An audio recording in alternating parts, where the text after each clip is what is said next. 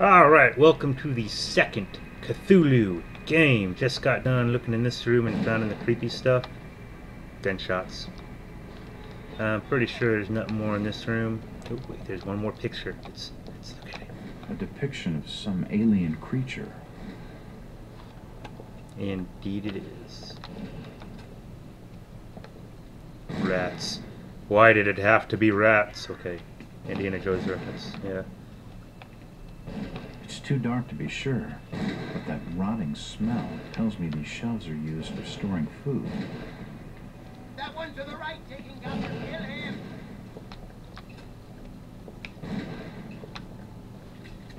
It's locked. It looks like an eye, but the rest of the painting has no real shape. Die, you pathetic bastard. I could save a game here, but I'm not going to. It's locked. These fellows have one curious art collection.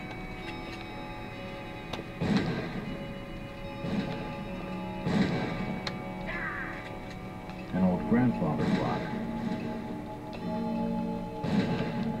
It's locked. Going upstairs. How about this one? It won't budge. It won't budge.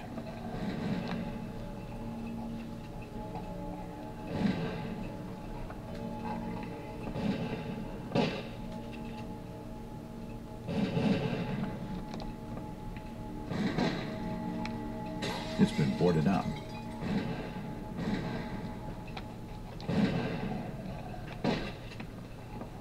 At last.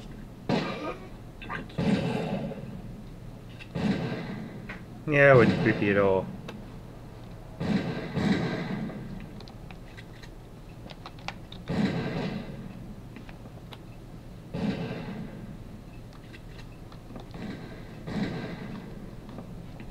Come back in there. Hello.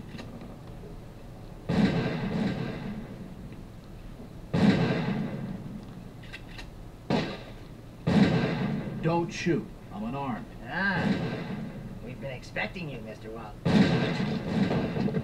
Oh, that's awesome.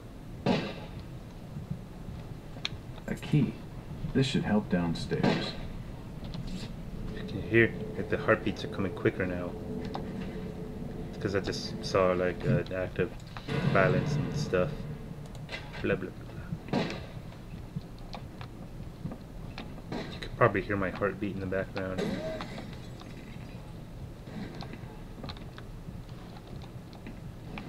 No, look at the dead bodies. Oh, see, you see what's coming right there? That's because I've been seeing some crazy shit. A diary. This will make interesting nothing of interest. I want to get out of here.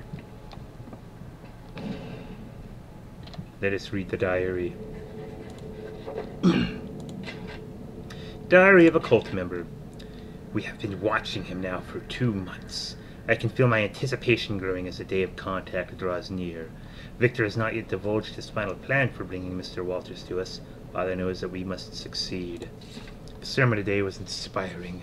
Victor enlightened us with a story of the great race transcending the bounds of time to visit his dreams, of the conscious things on this earth, and in the ocean depths we are but servants to a greater design. I can only hope that my faith during these last days will win me favor when our masters step through the gate. The experiments below have claimed one more of our order. Another volunteer is needed, but many are willing. We are truly blessed through our faithful service, now that his coming grows so close. Preparations are complete. Victor's plan is in motion. He will arrive soon. Surely by now he must suspect his true nature, or at least question the nature of his gifts. He has come. Finally, it begins. They've been expecting me.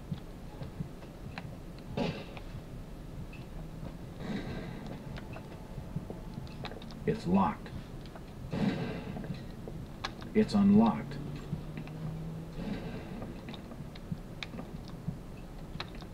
Look, guys, it's me. I don't understand. I mean, all of these photos. All of them. There must be some kind of mistake. Why would they want me here? It must be an old case. Something I've forgotten. Some screwball with a grudge, maybe. Think. I gotta think. Now I'm a little bit nervous, you can tell from the crazy eyes and the crazy breath. My heart's beating like... The fire's still burning. Oh, It must have been lit recently. oh, But cool. it started to die down. Another key. This should fit the door across the hall.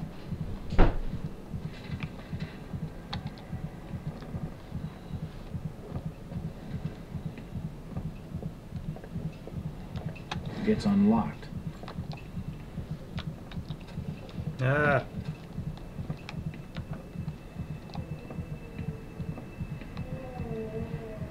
It appears to be a private study area. It appears to be a private study area. Boston Globe. Enlightened or duped, inside Boston's strangest church.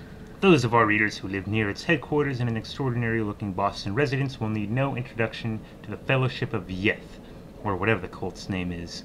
For those who have not encountered this mysterious and religious group before, a few words of explanation are necessary. Since our country is founding upon the basis of religious freedom, its shores have been home to many small religious groups outside the mainstream. No small number are headquartered in the states of New England, where the Pilgrims themselves sought a new world free of religious persecution. But the question must be asked, at what point does a religion become a cult, and its trusting adherents, not to mention its blameless neighbors, become victims? That is the question this journal poses in regard to the Fellowship of Yeth.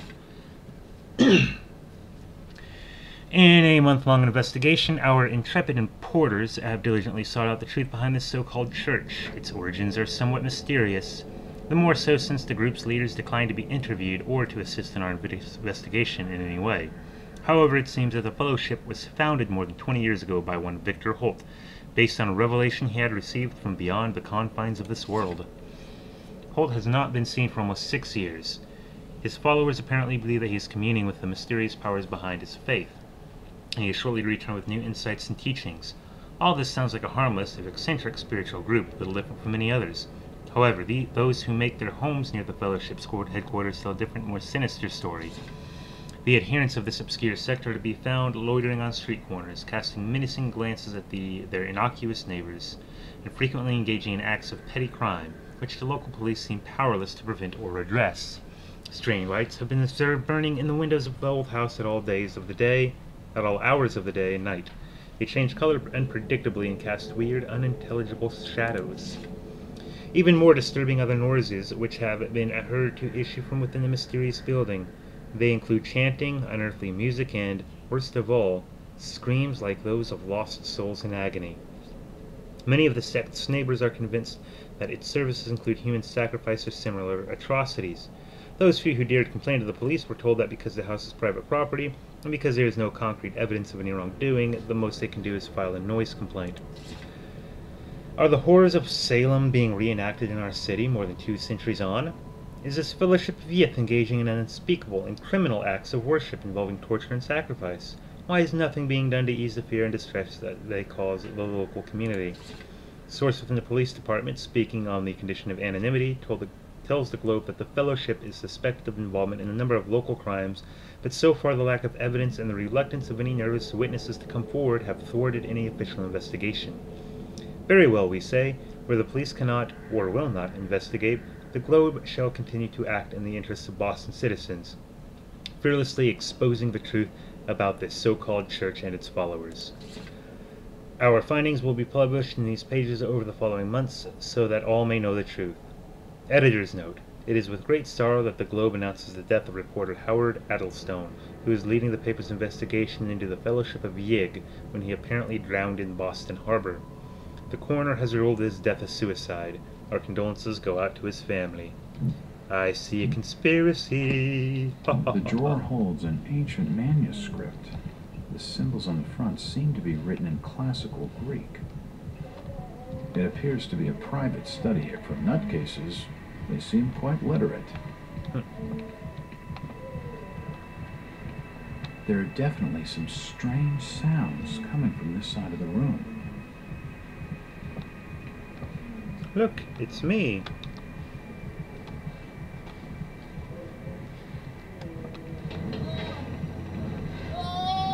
Shit, that did not sound good.